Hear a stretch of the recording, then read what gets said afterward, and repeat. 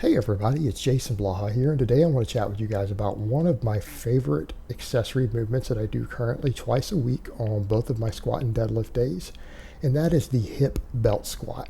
Now, the way I'm doing these is with free weights. I'm doing this in the more natural version than the machine that a lot of people use, and actually I've had some coaches comment that this is actually better than the machines, including Chris Duffin over on my private Facebook had mentioned this is actually considerably better than the machines.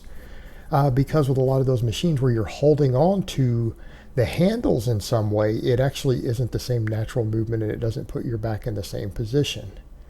Now, a lot of people would look at this and say, okay, so what are the benefits to this? And what I would say to people, this isn't that hard to set up once you get appropriate boxes, or you could even do this, you could stack up enough plates at a gym. It's just a lot more work. And in theory, if you had stable enough benches, maybe you could do this between a pair of benches. But I think one of the main things is having some sort of rack or something to climb up on. Like I use those safeties when I get into position. That makes it a lot easier to get up and down. And once you do that, it's actually fairly easy to do. And once you get a belt that can handle a lot of weight, you're good to go. Meaning you're going to have to be an insanely strong person to really need a belt much stronger than what I have. Like I have a belt rated to safely hold 300 pounds for dipping and chin-ups. So it gives me a lot to work with. I mean, if you can get to where you can do 300 pounds with these for high reps, you're probably a 600 or 700 pound raw squatter. So perspective. Now, a lot of people would look at this and say, okay, what's the point? What am I getting out of this that I couldn't just get out of, say, a leg press or a hack squat or something else? And that's a great question to ask. And what I would say is that number one, you still have some issues as far as loading your spine on those go. In other words, if you're trying to maximize training volume on a secondary movement and you want to minimize recovery issues from it, you really want something that places zero stress on your spine or as low as possible, right? This exercise is the actual reason people invented the Bulgarian split squat. So they could cut the shear stress in half on their back. All right, that was the reason to still train their legs. All right, this gives you all of that benefit and then some because there is no weight placed upon your spine, none. The load is put completely upon your hips. And even a leg press machine causes you those issues, right? Even a leg press machine does put some strain on your lower back. This puts none. So if you have a person who is, say, suffering from a back injury or they're doing a lot of axial loading exercises and they still want to add more training volume for things like their quads and hips and everything else, this exercise is really superior in that regard. Absolutely superior in that regard. So the other thing to look at with it too is the way that you get hip extension on this. In other words, a lot of exercises where you're fixed into place on a machine, you might get the quad work, but you're not always going to get the hip extension and everything else that you want. So when you really look at this, it's actually replicating a wide stance squat, right? If you look at it, it's replicating a wide stance squat. Like in my case, it drops me down to where my shins are pretty much 90 degrees from the floor at the bottom. So very similar to how you might do a sumo deadlift, depending upon your stance, right? If you're not going ultra wide on it. So you get that position and it puts you into hip extension and allows you to get basically about as deep as you're going to be able to get with that wider stance. So you're going to get the hip extension, you're going to get the extra glute work, everything else that you want, the things that are desirable that you may not always get on some of these squatting type motions on machines. You may not get all of that. And this brings all of it to the table. And it does so in a manner that's going to carry over biomechanically to your squat. It's going to carry over to a sumo deadlift. It's going to give you all of those things. And it's going to do so in a way that in some ways is less work to set up than those machines. Because realistically, with this, you're not going to be able to belt squat hanging off of a belt like this. You're not going to be able to do this with the weight you can do a barbell squat with, right? You're just not. It's not going to be even close. With most of those machines, you load a ton of plates on.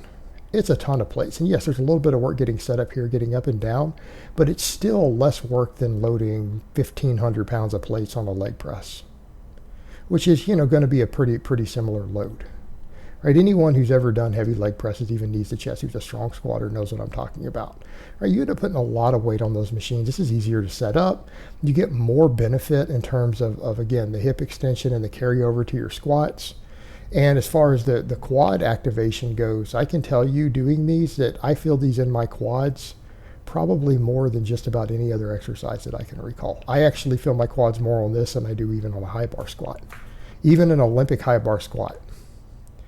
The closest thing I can think of is maybe beltless pause squats done in an Olympic style. So again, tremendous, tremendous quad builder.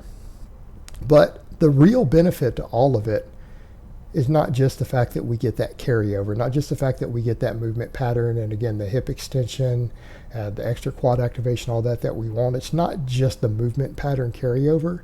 It's the fact that we are in traction instead of compression on the spine. All right, and that matters a lot. That matters tremendously when we are talking about recovery. Because again, that is the biggest complaint we have against things like deadlifts and even heavy back squats, is that they put all that compressive stress on your spine, the axial loading. It has its own recovery element to it. If they did not have additional recovery negatives due to the spinal compression, things like deadlifts and back squats would actually be the ultimate hypertrophy exercises. Like there would literally be no need to do anything else for your lower body ever for any reason. And I do mean that literally, because they would be superior. They absolutely would. The problem is that we have a limited amount of them that we can do. Like we're limited on recovery on these exercises due to the way they compress the spine. And what you find is that that is generally one of your limiting factors with the amount of training volume that you can do with them. And I don't mean as in your back is the weakness. I mean the systematic recovery aspects of it. Whereas with this exercise, you can come in behind those and you can do a very, very large amount of volume without feeling run down. And in other words, because of that lack of compressive stress on the spine, you can come in and do a pretty heavy amount of volume on these, even after doing, a pretty large amount of squatting and deadlifting, without getting any feeling that system-wide fatigue that you get. Now, you're going to feel it in things like your thighs. You're going to feel your quads. You're going to feel your adductors. You're going to feel all that stuff, absolutely. But that's localized trauma and localized fatigue, and that's a totally different animal. And so the real benefit to this is the amount of training volume that you can put in. Now, a lot of people look at this and say, well, what's the point? Can I just get enough with squats? Can I just get enough with deadlifts? Yeah, as a novice lifter, absolutely. As a novice lifter, absolutely. But when you start getting more advanced, that's not always the case, right? That's not always the case. And so once you're in that situation, exercises like this become really, really valuable, particularly when things like quads start to become a real limiting factor on your squats. They start becoming a real limiting factor on your development. This exercise will help you tremendously. It'll carry that a long way. And what it comes down to is the fact, like with most other accessory movements, because that's the reason we do accessories.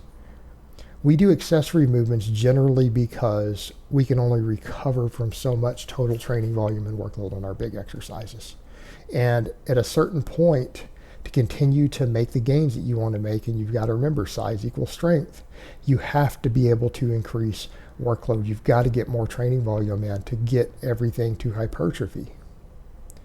And we play a delicate balancing act as you get more advanced and you get stronger and work capacity and strength and all these things go up. There's a balancing act between, things like minimum effective volume and maximum recoverable volume. And then even things like maximum, the amount of volume that you can actually adapt to. Tools like this give you the ability to come in and just do a lot more training volume. And when you think about how this exercise carries over to a lot of other lifts, like your back squat, particularly if you're a slightly wider stance, or to a sumo deadlift, which is going to be more quad dominant, absolutely massive. Like an exercise like this could be a game changer, all right? If your quads need to thicken up and they're a weakness in either one of those exercises, I would recommend giving this a try. Or if you just need bigger legs in general, because as far as leg exercises that will thicken up your entire thigh, that are very easy to recover from, so therefore you can do more training load, this is pretty much the king as far as anything I can think of. I can't think of anything better personally. Alright guys, but that's really all I have to say on that today. I hope it's been informative, and I will talk to you guys next time.